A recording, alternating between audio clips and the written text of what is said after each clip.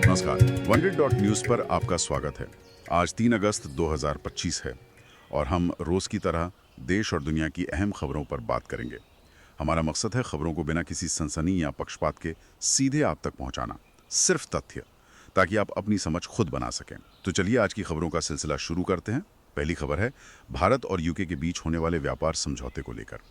खबरों के मुताबिक इसमें यूके कंपनियों को भारतीय डेटा तक पहुंच देने की बात है, लेकिन भारत को ज़रूरी सेक्टर्स में भी सॉफ्टवेयर का सोर्स कोड नहीं जांच पाएगा। ये थोड़ा चिंताजनक नहीं लगता? हाँ, ये चिंता की बात तो है। देखिए, ये एक तरह से सुविधा और सुरक्षा के बीच का ट्रेड ऑफ है। हाँ, मतलब व्यापार आसान बनाने के लिए हम कुछ रियायतें देते हैं, हाँ, वो तो है। लेकिन जब बात आती है सोर्स कोड की जांच न कर पाने की, खासकर जो संवेदनशील क्षेत्र हैं, जैसे मान लीजिए ऊर्जा या रक्षा, बिल्कुल।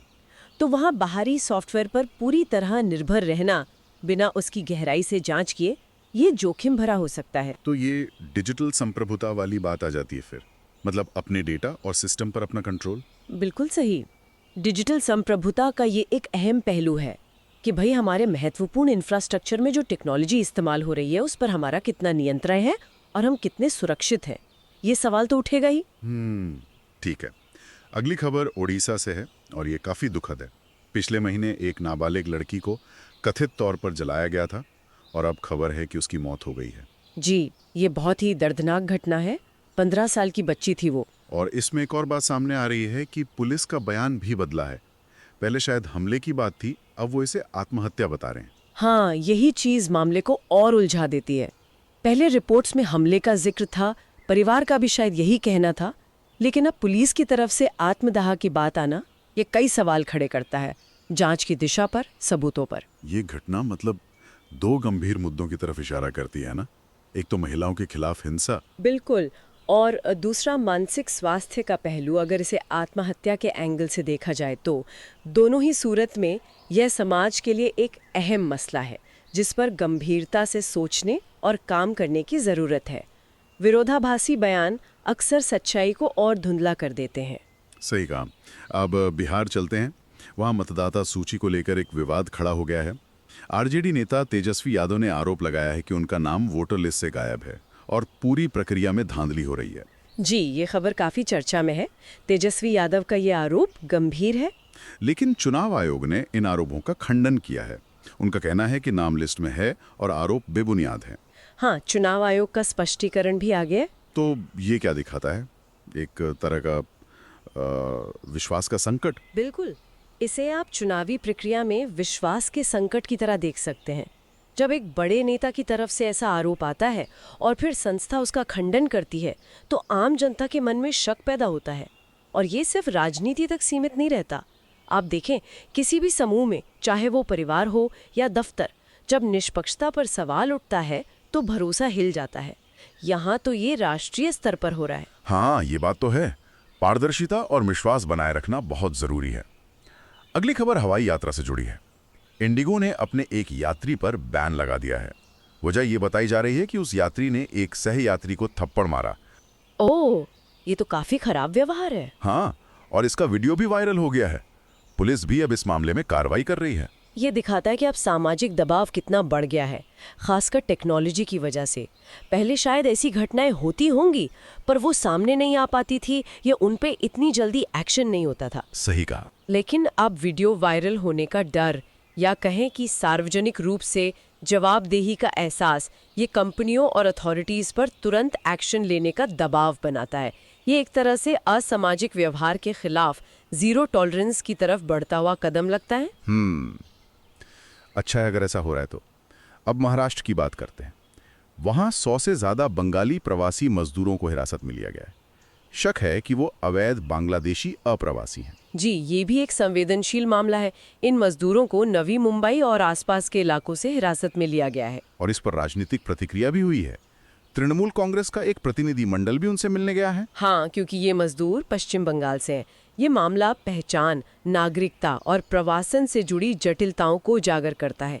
अक्सर ऐसे मामलों में स्थानीय बनाम बाहरी या हम बनाम वे की भावना हावी हो जाती है। और फिर राजनीतिक रंग भी चढ़ जाता है। बिल्कुल। जो लोग अपनी रोजी रोटी के लिए दूसरी जगह जाते हैं, उनके व्यक्तिगत संघर्षों का राजनीतिकरण हो जाता है। ये पहचान और अपनेपन की गहरी चिंताओं से जुड़ा मुद्दा है। सही है। चलिए अब कुछ आर्थिक खबरों पर नजर डालते हैं। जुलाई महीने के जीएसटी कलेक्शन के आंकड़े आए हैं और ये आंकड़े काफी अच्छे लग रहे हैं। करीब 1.96 लाख करोड़ रुपए का कलेक्शन हुआ है। जी हाँ, ये पिछले साल जुलाई के मुकाबले 7.5% ज्यादा है। तो ये अर्थव्यवस्था के लिए अच्छा संकेत माना जाएगा। हाँ बिल्कुल। जीएसटी कलेक्शन को अर्थव्यवस्था की सेहत का एक महत्वपूर्ण सूचक माना जाता है। अगर कलेक्शन बढ़ रहा है, खासकर लगातार बढ़ रहा है, तो ये दिखाता है कि देश में आर्थिक गतिविधियां सामान्य रूप से चल रही हैं, उत्पादन हो रहा है, खपत हो रही है। तो ये एक तरह से स्थिरता और वृद्धि का संकेत है, जो अच्छी बात है। लेकिन एक और आंकड़ा थोड़ा चिंता बढ़ाने वाला है। विदेशी निवेशकों ने जुलाई में भारतीय शेयर बाजार से पैसा निकाला है। एफपीआई यानी फॉरेन पोर्टफोलियो इन्वेस्टर्स ने करीब 17,741 करोड़ रुपए निकाले हैं, खासकर महीने के आखिरी हफ्ते में। हाँ, ये पिछले 3 महीनों के ट्रेंड के उलट है। उससे पहले एफपीआईज निवेश कर रहे थे। तो इसकी क्या वजह हो सकती है? देखिए, इसके पीछे अक्सर वैश्विक कारण होते हैं। जैसे हाल ही में अमेरिका ने कुछ नए टैरिफ लगाने की बात की है। अच्छा। तो ऐसे वैश्विक आर्थिक संकेतों का असर निवेशकों के सेंटिमेंट पर पड़ता है। विदेशी निवेशक अक्सर ऐसे बदलावों पर बहुत तेजी से प्रतिक्रिया करते हैं। वो अपना पैसा सुरक्षित जगहों पर ले जाना चाहते हैं। इसका सीधा असर हमारे घरेलू शेयर बाजार पर दिखता है।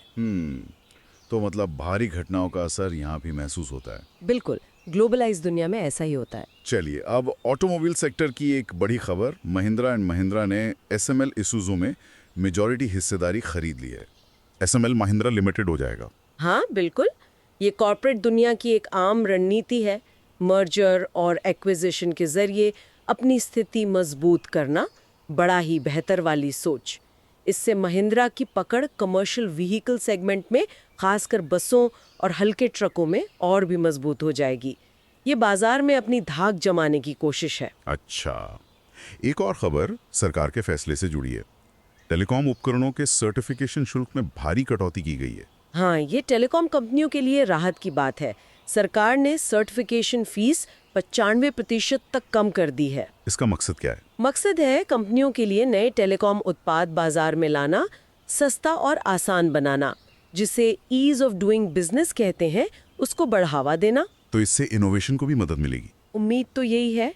जब लागत कम होती है तो कंपनियां नए प्रोडक्ट्स लॉन्च करने में ज्यादा रुचि दिखा सकती हैं। हालांकि ये देखना होगा कि इसका फायदा सिर्फ बड़ी कंपनियों को मिलता है या छोटी और नई कंपनियों को भी इसका लाभ पहुंचता है। ये एक तरह का आर्थिक प्रोत्साहन है। ठीक है, अब स्वास्थ्य क्षेत्र की बात करते हैं। भारत में अंगदान को लेकर एक रिपोर्ट आई है। 2024 में रिकॉर्ड अंग प्रत्यारोपण हुए, करीब 19,000 के आसपास। ये अच्छी खबर है। हाँ, ये चिकित्सा के क्षेत्र में हमारी प्रगति को दिखाता है। लेकिन एक चिंता की बात भी है। अंगदान की दर अभी भी बहुत कम है। प्रति 10 लाख लोगों पर एक से भी कम डोनर हैं। जी, और यही सबसे बड़ा विरोधाभास है। एक तरफ हमारे पास बेहतरीन डॉक्टर और सुविधाएं हैं प्रत्यारोपण के लिए, हाँ, लेकिन दूसरी तरफ अंगदान करने वालों की संख्या बहुत कम है। मांग और आपूर्ति में जमीन आसमान का फर्क है। इसकी क्या वजह है? जागरूकता की कमी? जागरूकता की कमी तो है ही, साथ ही कई तरह की सामाजिक, सांस्कृतिक और धार्मिक भ्रांतियां भी हैं। लॉजिस्टिकल चुनौतियां भी हैं, मतलब अंग को सही समय पर एक जगह से दूसरी जगह पहुंचाना। जी। इस पर एक व्यापक राष्ट्रीय संवाद और प्रयास की जरूरत है। सिर्फ चिकित्सा कौशल काफी नहीं है, सामाजिक सोच में बदलाव लाना होगा।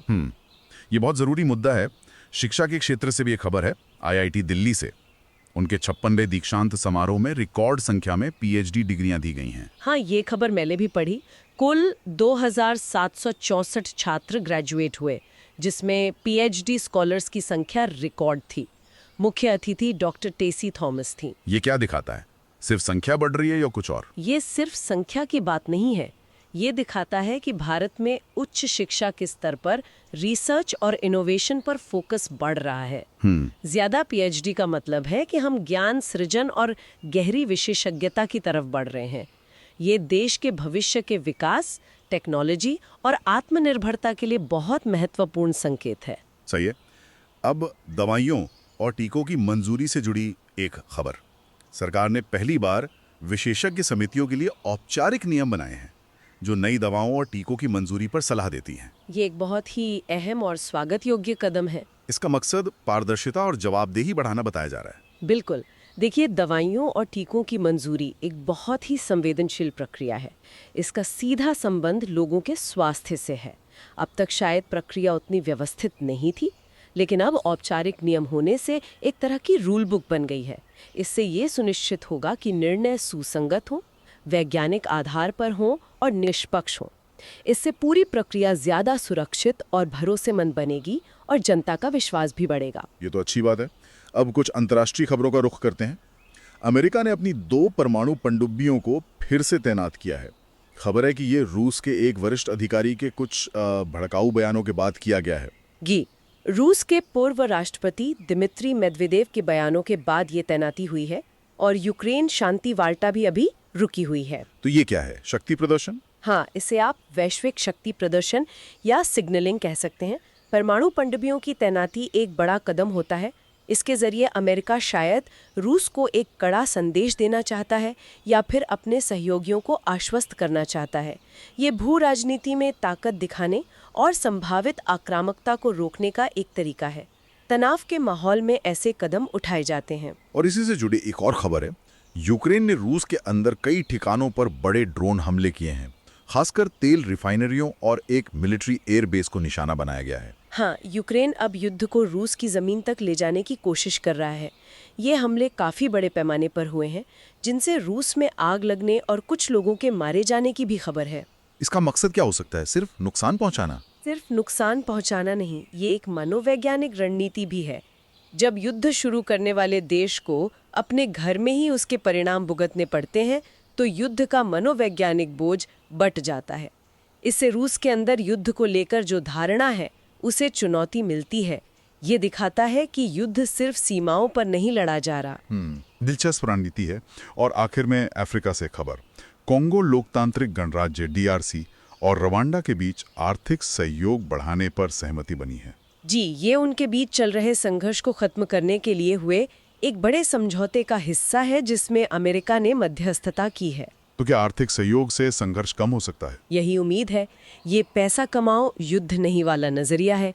विचार ये है कि जब दोनों देशों के बीच व्यापार बढ़ेगा, आर्थिक हित जुड़ेंगे, तो शायद लड़ाई की गुंजाइश कम हो जाएगी। ये एक व्यवहारिक सिद्धांत है। अगर लोगों को आर्थिक रूप से फायदा हो रहा हो, तो वो स्थिरता ज्यादा पसंद करते हैं। देखना होगा ये कितना कारगर होता है। बिल्कुल। तो ये थी आज की कुछ प्रमुख राष्ट्रीय और अंतर्राष्ट्रीय सुर्खियां।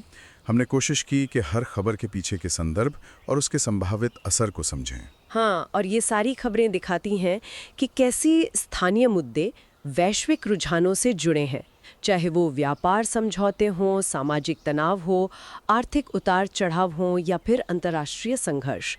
सब एक दूसरे को प्रभावित करते हैं। हम उम्मीद करते हैं कि सिर्फ तथ्यों पर आधारित हमारी ये बातचीत आपको आज की दुनिया को समझने में थोड़ी मदद करेगी। हमारा ये प्रयास बिना किसी विज्ञापन या बाहरी प्रभाव के खबरें आप तक पहुंचाने का आप जैसे श्रोताओं के समर्थन पर ही निर्भर है। आप चाहें तो www.oneread.news पर सब्सक्राइब करके हमें सहयोग दे सकते हैं। ये हमें स्वतंत्र बने रहने में मदद करेगा। फिलहाल ये पूरी तरह मुफ्त है, और अगर आपको लगता है कि इस तरह की सीधी और स्पष्ट खबरें दूसरों के लिए भी उपयोगी हो सकती हैं, तो इसे अपने दोस्तों और परिवार के साथ जरूर साझा करें। Follow us on Spotify and YouTube to listen to this podcast every morning at 8 a.m. आज हमारे साथ जुड़ने के लिए आपका बहुत बहुत धन्यवाद। धन्यवाद। हम कल सुबह 8 बजे फिर हाजिर होंगे नई खबरों के साथ। तब तक अपना ख्याल रखिए और हाँ, मुस्कुराते रहिए। नमस्कार।